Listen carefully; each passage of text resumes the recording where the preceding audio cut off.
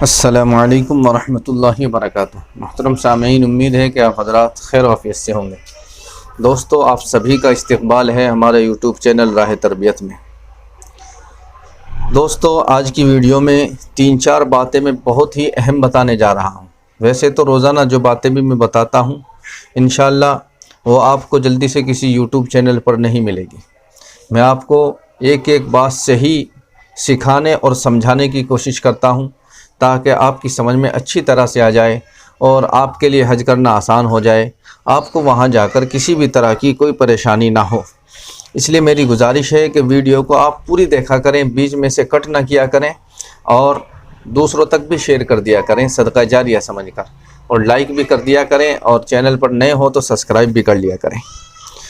دوستو، میں آپ کو بتا دوں کہ جیسے ہی حاجی حج میں جاتے ہیں تو آپ کو بہت سارے مرد اور بہت ساری عورتیں آپ کو ملے گی، اور وہ آپ سے یہ کہے گی کہ آپ کو جو ہے یہاں سے کچھ جو ہے اناج لے کر کے جاؤ، اور وہاں مدینے میں جو کبوتر ہیں انہیں آپ کو کھلانا ہے۔ اور وہ کہتی ہیں کہ جب وہ وہاں دانے ڈال دیں گے، کبوتر کو چارہ ڈال دیں گے، تو ان کے اندر جو ہے آپ کو جو کے بیج ملیں گے، جو ہوتے ہیں، جو کی روٹی بنائی جاتی ہے، وہ جو آپ کو ملیں گے تو آپ کو ان میں سے انہیں ڈھونڈنا ہے، کبوتر کے سامنے سے اٹھانا ہے، اور آپ ان سے پوچھیں گے ان کا کیا کرنا ہے، تو وہ بتاتی ہیں یا بتاتے ہیں کہ جن عورتوں کو بچے نہیں ہوتے یہ ان کو دیے جاتے ہیں۔ اسی طرح سے ایک کالا سا پھل آتا ہے، اس کا نام تو میرے ذہن میں نہیں ہے، اس کے اندر جو ہے بیج سے ہوتے ہیں، امرود کی طرح بڑا ہوتا ہے اور اس کے اندر کالے کالے بیج سے ہوتے ہیں۔ اس کے بارے میں لوگ کہتے ہیں کہ اسے ضرور لے کر کے آنا، جن عورتوں کو بچے نہیں ہوتے تو اس میں یہ کام آتا ہے۔ تو ایسی کئی چیزیں بتاتے ہیں۔ تو کیا ہمیں یہاں سے کبوتروں کے لیے اناج لے جانا چاہیے یا نہیں لے جانا چاہیے، اور وہاں سے ہمیں جو چگنے چاہیے یا جو پھل بتایا گیا ہے وہ پھل لے کر آنا چاہیے، نہیں آنا چاہیے؟ دوستو، میں آپ کو بتا دوں، اگر آپ کو کوئی بھی یہ کہے کہ ہمارا اناج لے جائیے اور وہاں جا کر کے کبوتروں کو مدینے میں ڈال دیجئے، تو آپ بالکل ان سے اناج نہ لیجئے۔ دیکھیے، کبوتر اللہ کی مخلوق ہے، کبوتر یہاں بھی ہے وہاں بھی ہے، آپ یہاں بھی کھلا سکتے ہیں وہاں بھی کھلا سکتے ہیں، لیکن آپ نے اس چیز کو ضروری سمجھ لیا۔ دیکھیے، شریعت میں جو چیز جو ہے جائز نہیں ہے، جس کا حکم نہیں دیا گیا، اسے جو ہے ضروری سمجھنا کہ بالکل یہ کام کرنا ہی چاہیے، تو ایک رسم ہو جاتی ہے، اسے بدعت کہتے ہیں۔ تو آپ کو ایسا کام نہیں کرنا ہے اور آپ کو ان چکروں میں نہیں پڑنا ہے۔ رہی جو لانے کے لیے کہتے ہیں یا وہ پھل لانے کے کہتے ہیں، آپ بالکل منع کر دینا کہ دیکھیے، بیٹا اور بیٹی، اولاد دینے والا اللہ ہے، وہاں جو میں کچھ نہیں رکھا، یہ عقیدہ رکھنا بالکل غلط ہے۔ یہ عقیدہ جو ہے ہمیں شرک کی طرف لے جاتا ہے، گویا کہ ہمیں جو دانے ہیں وہ ہمیں اولاد دے دیں گے، نہیں، اولاد اللہ دینے والا ہے۔ تو آپ اس کی طرف بالکل متوجہ نہ ہو، اور نہ کسی کے بہکاوے میں آوے، اور نہ وہاں سے یہ چیزیں لے کر کے آئیں، نہ ادھر سے چارہ لے کر کے جائیں۔ اسی طرح سے نجید شیخ اس بھائی نے پوچھا ہے کہ طواف زیارت کرنے کے لیے صرف کعبہ شریف کی زیارت کرنا ہے؟ بھائی، کعبہ شریف کی زیارت نہیں، آپ کو کعبے کا طواف کرنا ہے، اور اس کے ساتھ ساتھ آپ کو جیسے طواف کی 2 نفلیں پڑھی جاتی ہے وہ پڑھنی ہیں، اور اس کے بعد آپ کو صفا مروہ بھی دوڑنا ہے طواف زیارت میں۔ اسی طریقے سے افراق بھائی نے پوچھا ہے کہ میرا مطلب یہ ہے کہ ایک ہی نمبر سے 2 آدمی کا بک کر سکتے نہیں، یعنی ریاض الجنہ کا جو ہے ایک ہی موبائل نمبر سے، ایک ہی موبائل سے 2 آدمیوں کا پرمٹ لے سکتے نہیں؟ جی ہاں، لے سکتے ہیں۔ ایک سے آپ اپنی آئی ڈی بنائیں گے، اس سے لے سکتے ہیں، پھر اس میں ایڈ ممبر کا آپشن ہے، آپ اس میں جا کر کے لے سکتے ہیں، الگ الگ تاریخ کی لے سکتے ہیں، کوئی دقت نہیں۔ اسی طرح سے رفیق بھائی ہیں، انہوں نے کہا ہے کہ مجھے جو ہے بیڑی پینے کی عادت ہے، اور وہ تقریباً 40 سال پرانی ہے، تو میں کیا کروں؟ کیا میں ساتھ میں بیڑی لے جا سکتا ہوں؟ دیکھیے، آپ بیڑی لے جا سکتے ہیں، حکومت تو منع کرتی ہے، لیکن آپ کو اگر لے جانا ہے، میں آپ کو طریقہ بتاؤں کہ آپ جو ہے منڈل لے جائیں گے تو آپ اسے جو ہے جو آٹا لیں گے اس کے اندر جو ہے آپ رکھ دیں گے، اور آپ وہاں لے جائیں۔ لیکن ایک بات یاد رکھیں، احرام کی حالت میں آپ بیڑی نہیں پئیں گے۔ اگر آپ نے احرام کی حالت میں بیڑی پی تو آپ کے اوپر دم پڑ جائے گا۔ اس لیے آپ احرام کی حالت میں جو حج کے 5 دن ہوں گے ان میں بیڑی کو منہ نہ لگائیں، پرہیز کریں۔ جیسے آپ رمضان المبارک کے مہینے میں روزہ رکھتے ہیں تو بیڑی کا پرہیز کرتے ہیں، اسی طرح احرام کی حالت میں آپ بیڑی نہیں پئیں گے، اس بات کا خیال رکھنا ہے۔ اسی طریقے سے ایک بھائی نے پوچھا ہے کہ ریال جو ہے سعودی سے لینے میں فائدہ ہے یا انڈیا سے لینے میں فائدہ ہے؟ بھائی انڈیا سے لینے میں فائدہ ہے، سعودی سے آپ لیں گے تو آپ کو وہاں مہنگے ملیں گے۔ ایک بہن نے پوچھا ہے کہ ہم عزیز یا میں کب تک رہیں گے؟ عزیز یا میں 8 دن ہم مدینے میں رہیں، اس کے بعد باقی دن جو بچے، اگر ہمارا حج 40 دن کا ہے تو بس 32 دن ہمارے بچے ہیں، 32 میں سے 5 حج میں چلے گئے، تو اس حساب سے تقریباً 25، 26، 27 دن ایسے آپ کو ملیں گے، اور یہ آپ جو ہے عزیز یا میں رہیں گے۔ اسی طریقے سے عزیز یا میں کب تک رہیں، انہوں نے کہا ہے کہ عزیز یا میں کب تک رہیں گے۔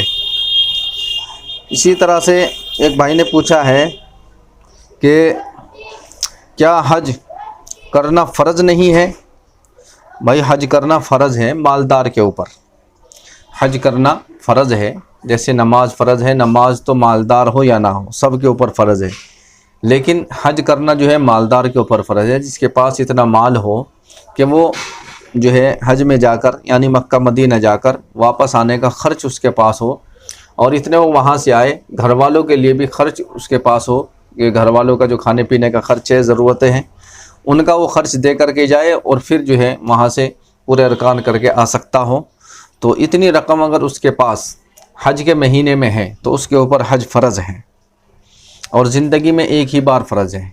اگر وہ جو ہے ہر سال مالدار ہے، نہیں کہ ہر سال حج کرنا پڑے گا، یا اس کے بعد بہت زیادہ مال ہے تو اسے زیادہ حج کرنے پڑیں گے، زندگی میں ایک بار حج کرنا فرض ہے۔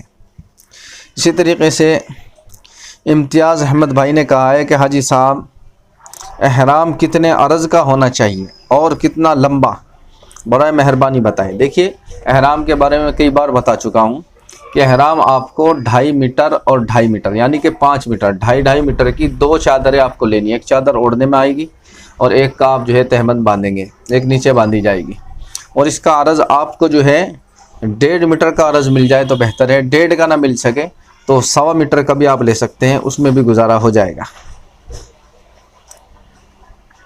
اسی طریقے سے عبد الرحمن بھائی نے پوچھا ہے کہ حضرت کیا ایک ہی موبائل سے 2 پرمٹ لے سکتے ہیں؟ ایک پہلے یعنی کہ ڈیٹ الگ الگ لے سکتے ہیں؟ جی ہاں، ڈیٹ بھی الگ الگ لے سکتے ہیں، اور ایک ہی موبائل سے 2 کا 4 بھی پرمٹ لے سکتے ہیں، کوئی دقت نہیں۔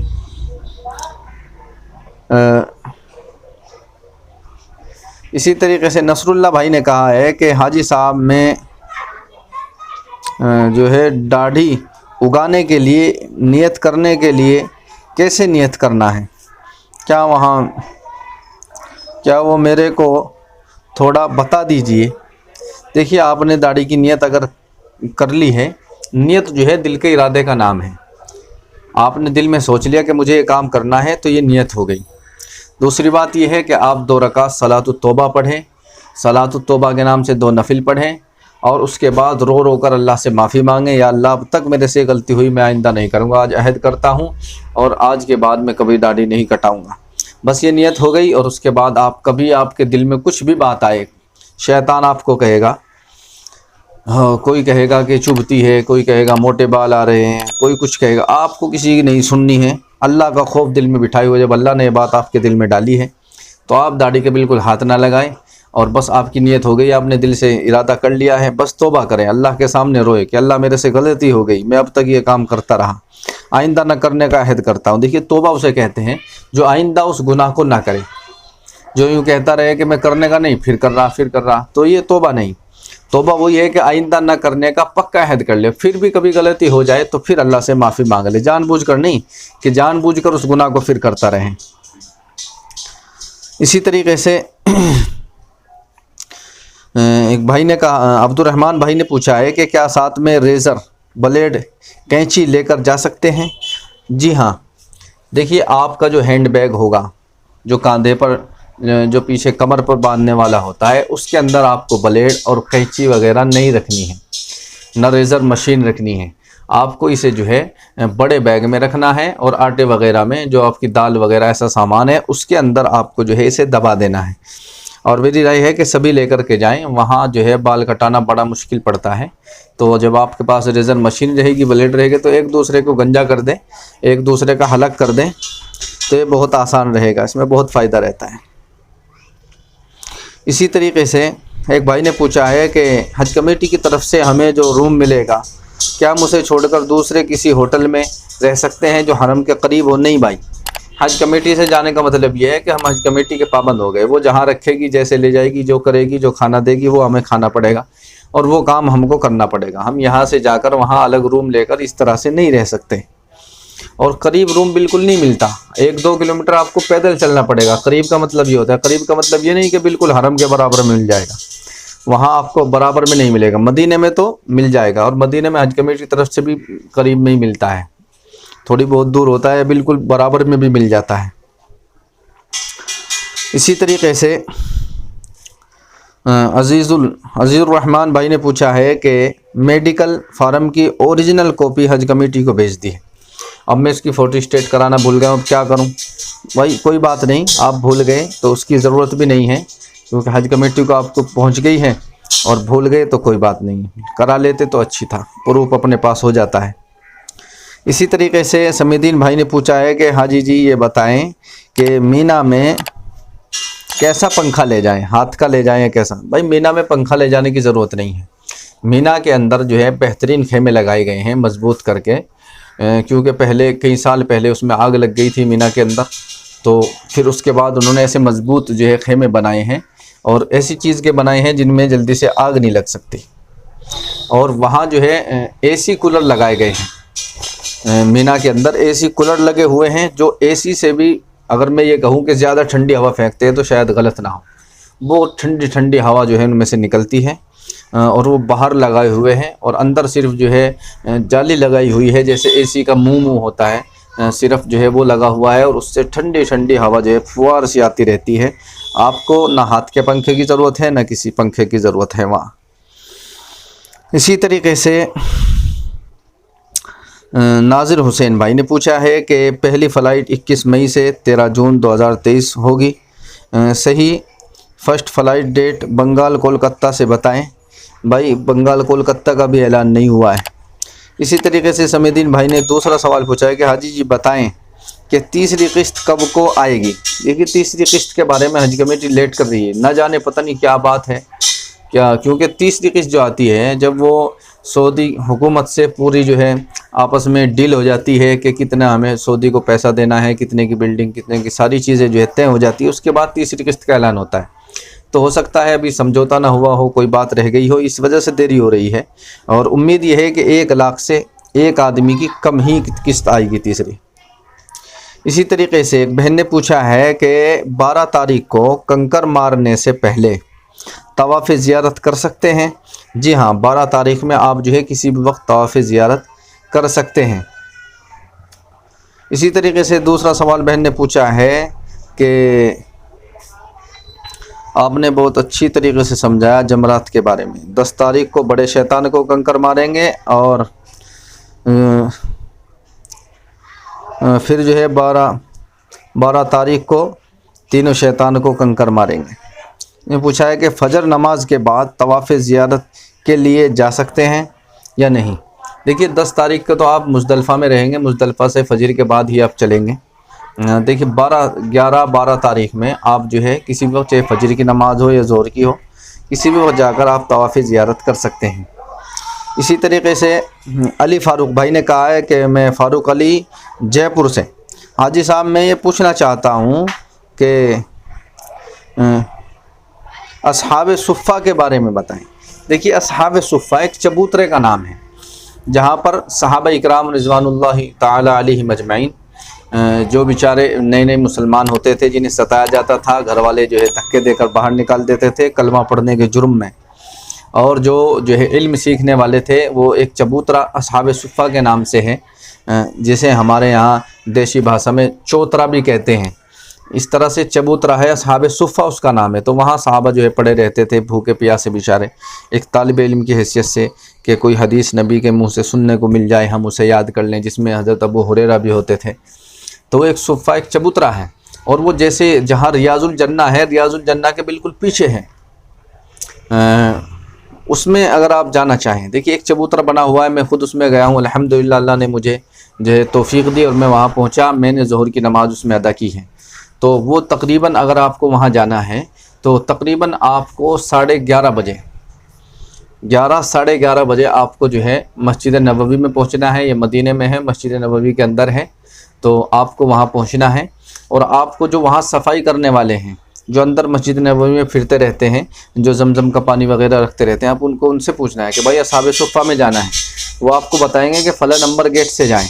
تو وہاں بھیڑ لگی رہتی ہے اور قنات جو ہے لگی رہتی ہے، تو 11:30 بجے اس قنات کو کھولتے ہیں تو بہت تیزی کے ساتھ بھیڑ بھاگتی ہے، کیونکہ چبوترا جو ہے وہ جو اصحاب صفہ ہے وہ بہت چھوٹا ہے، اس میں 15-20 آدمی 25 آدمی آتے ہیں، تو لوگ بہت تیزی کے ساتھ دوڑتے ہیں اور اس میں جگہ جو ہے بہت کم آدمیوں کو مل پاتی ہے۔ بہرحال آپ اس میں ٹرائی کریں، کوشش کریں، اس کا کوئی ٹکٹ نہیں ہے، کوئی پرمٹ نہیں ہے، اور وہاں آپ پہنچ جائیں تو بہت اچھی بات ہے، لیکن دن کے 11-11:30 بجے آپ کو جانا ہے، یہ آپ یاد رکھیں۔ اسی طریقے سے ایک بھائی نے پوچھا ہے کہ حضرت اگر صرف ہوٹل سے ہی کھانا کھائیں عزیزیہ میں تو کوئی دقت نہیں ہے؟ نہیں بھائی، عزیزیہ میں آپ جو ہے ہوٹل سے کھانا کھائیں، دقت کوئی نہیں ہے۔ آپ کوئی دقت ہوگی ہوٹل کا کھانا برابر کھانے سے پیٹ میں دقت آنے لگتی ہے، اگر آپ جو ہے برابر کھانا چاہتے ہیں تو کھائے، کوئی دقت نہیں ہے۔ اسی طریقے سے امجد بھائی، محمد ممتاز علی بھائی، انہوں نے پوچھا ہے کہ بھائی آپ ویڈیو کے تھمبنیل پر جو ہے ڈیٹ ڈال دیا کریں، اس سے سرچ میں آئے گی۔ اچھا جی، حج کے موقع پر کتنی قربانی دی تھی؟ ہمارے نبی نے حج کے موقع پر کتنی قربانی دی تھی؟ دیکھیے حجۃ الوداع کے موقع پر جو آپ کا آخری حج تھا، آپ نے 100 اونٹ قربان کیے تھے، 100 اونٹ قربان کیے تھے، جس میں سے 63 اونٹ کتابوں میں لکھا ہے کہ آپ نے اپنے ہاتھ سے ذبح کیے، اور اس کے بعد برچھا، اور جس چیز سے بھی آپ جو ہے ذبح کر رہے تھے وہ حضرت علی کے ہاتھ میں دیا، باقی حضرت علی نے ذبح کیے۔ تو یہ ہمارے نبی نے جو ہے قربانی دی تھی۔ ہمارے نبی جو ہے امت کی طرف سے بھی قربانی کرتے تھے، اپنی طرف سے بھی کرتے تھے، ہمیں بھی چاہیے کہ نبی کی طرف سے بھی قربانی کرنی چاہیے۔ اگر اللہ نے ہمت دی ہے، وسعت دی ہے، تو ایک حصہ اپنی طرف سے لیں، ایک نبی کی طرف سے بھی لیں، کرنی چاہیے۔ اس نبی کا ہمارے اوپر اتنا احسان ہے کہ ہم زندگی بھر سجدے میں پڑے رہیں پھر بھی ہم ادا نہیں کر سکتے۔